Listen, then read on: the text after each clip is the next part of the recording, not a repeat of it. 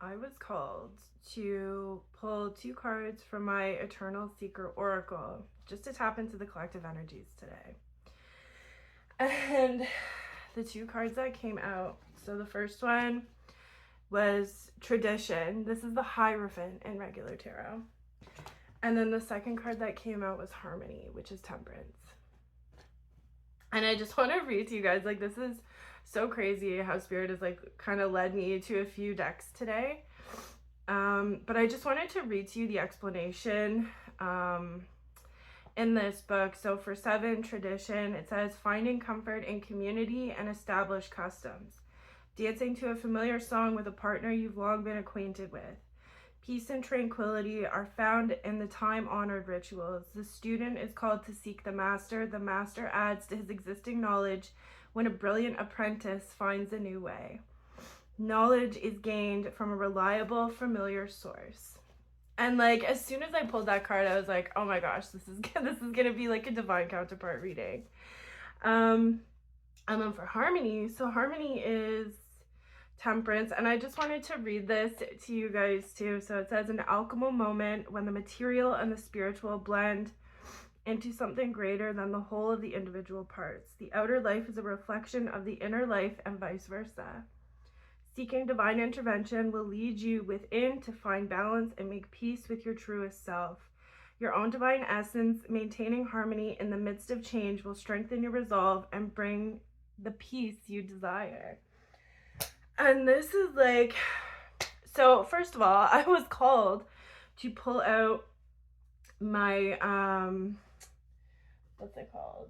The Light Seekers Tarot. So my tarot deck that I always use. I was called to pull out this deck. On the bottom of the deck, there was the Empress.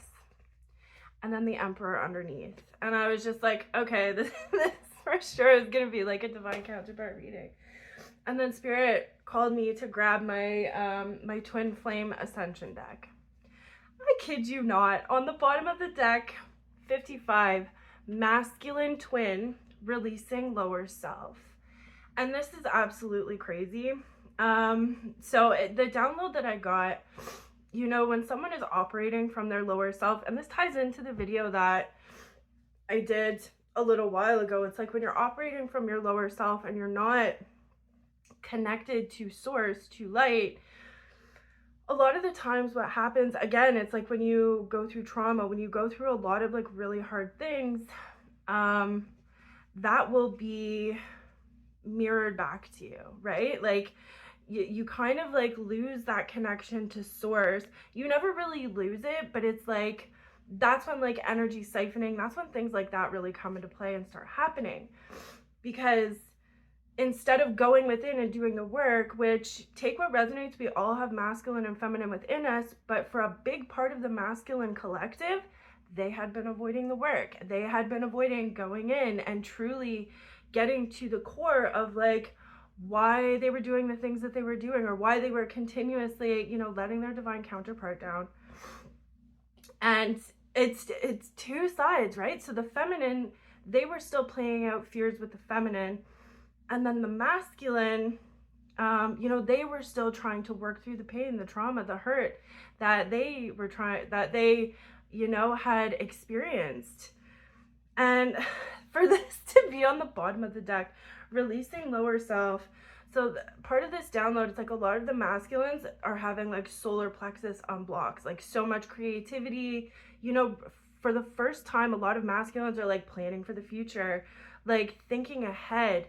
And it's like they're really stepping out of this space of like, for so long it was just, you know, in a lot of cases they were really like kind of like riding off the feminine's energy, right?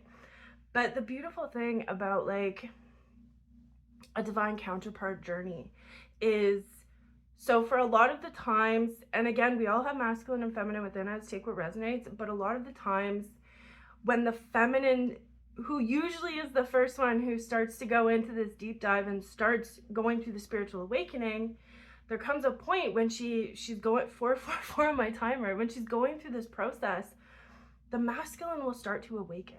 And it's like the more work the feminine does within herself, the more the masculine will wake up. And this is the type of energy that we're going through. And I know for a lot of people right now, there's some really deep, heavy stuff coming up, you know, and it's been like not really easy to navigate, but there's so many illusions, so many things crumbling now. And it's like,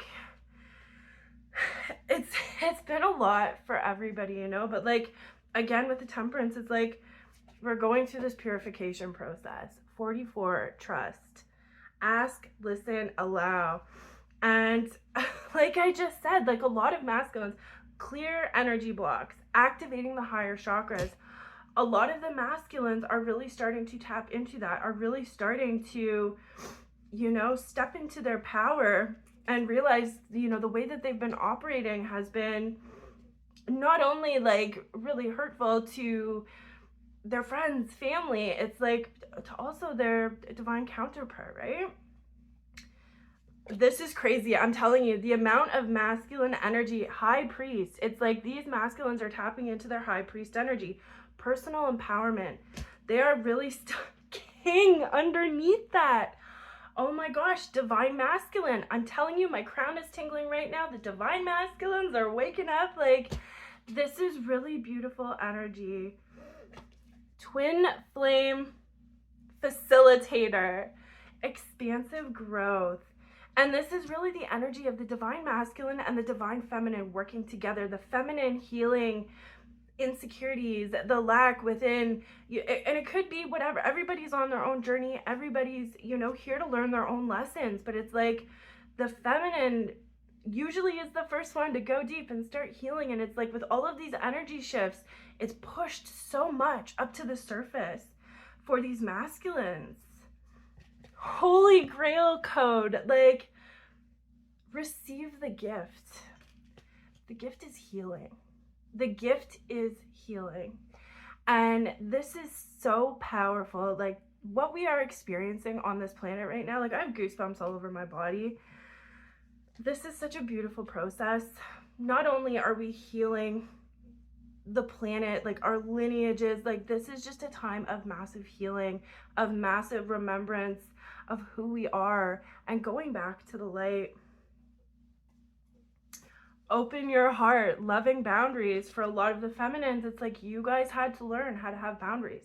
You guys had to learn how to say no, or, you know, I deserve better than that, or, you know, take what resonates. It's like we're all going through these shifts, but what a beautiful message. Like, this is really incredible energy.